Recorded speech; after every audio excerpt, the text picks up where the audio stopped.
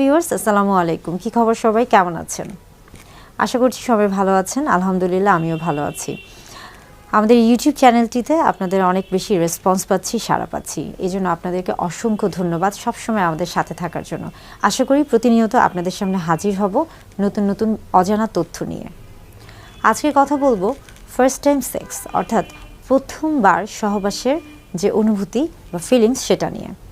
অনেকের মধ্যে বিশেষ করে দেখা যাচ্ছে যে নবদম্পতির ক্ষেত্রে অনেক সময় একটা ভয় কাজ করে। বিশেষ করে ফার্স্ট টাইম সেক্সের কথা যখন তাদের মাথায় আসে, নারী পুরুষ উভয়ের মধ্যে একটা অস্বস্তি কাজ করে। অনেকে মনে করে থাকেন যে কিভাবে হবে বা কি হবে।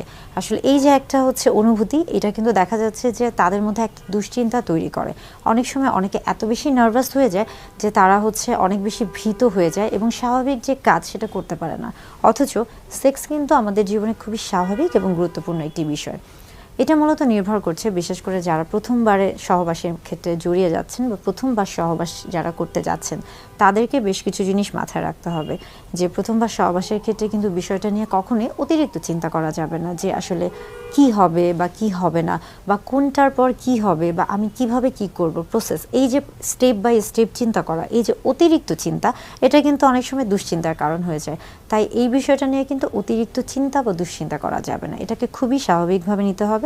এবং পুরুষদের ক্ষেত্রে একটা টেন্ডেন্সি রয়েছে, অনেকে মনে করে থাকেন যে প্রথমবার সহবাসের ক্ষেত্রে স্ত্রীদের, অর্থাৎ তাদের ক্ষেত্রে একটা সতীত্ব প্রমাণের একটা বিষয় চলে আসে। বিশেষ করে অনেকের মাথায় থাকে যে প্রথমবার সহবাসের ক্ষেত্রে স্ত্রীদের হাইমেন বা যে যোনিপথের যে পর্দাটি রয়েছে সেটা হয়তো বা ছিঁড়ে যাবে, বা সেটা হয়তো বা সেখান থেকে অনেক বেশি ব্লিডিং হবে বা রক্তপাত হবে। এই যে একটা ভ্রান্ত ধারণা, এটা কিন্তু অনেকের মধ্যেই রয়েছে। তো মূলত দেখা যায় যে প্রথমবার সহবাসের ক্ষেত্রেই কিন্তু বেশিরভাগের ক্ষেত্রেই কিন্তু এই যে হাইমেন ছিঁড়ে যাওয়া বা ভার্জিনিটি লস হয়ে যাওয়া, এই যে শব্দগুলো রয়েছে, এই জিনিসটা আসলে প্রযোজ্য নয়।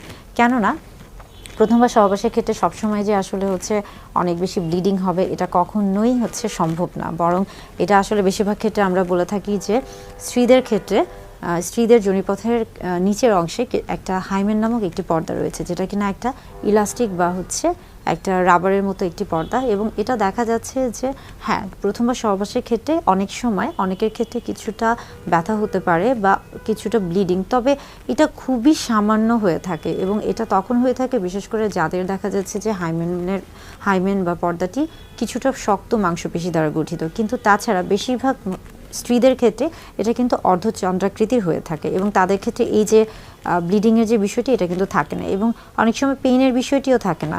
তাই সবার ক্ষেত্রেই যে প্রথমবার সহবাসের ক্ষেত্রে, বিশেষ করে নারীদের ক্ষেত্রে প্রথমবার সহবাসের ক্ষেত্রে প্রত্যেকবারই বা প্রথমবার যে অনেক বেশি রক্তপাত হবে এবং ব্যথা হবে বা এই যে হাইমেন ছিঁড়ে যাওয়ার যে একটা ব্যাপার থাকে, এগুলো কিন্তু সঠিক নয়।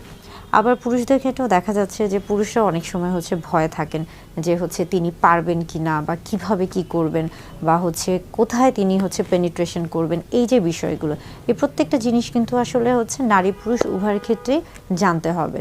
বিশেষ করে দেখা যাচ্ছে যে প্রত্যেকেরই, নারী পুরুষ উভয়ের ক্ষেত্রে সহবাসের পূর্বে আসলে পুরুষ এবং স্ত্রী প্রজননতন্ত্র বা বাহ্যিক প্রজননতন্ত্র এবং জননাঙ্গ, এই বিষয়গুলি সম্পর্কে একটা সম্যক বা একটা ভালো ধারণা থাকতে হবে।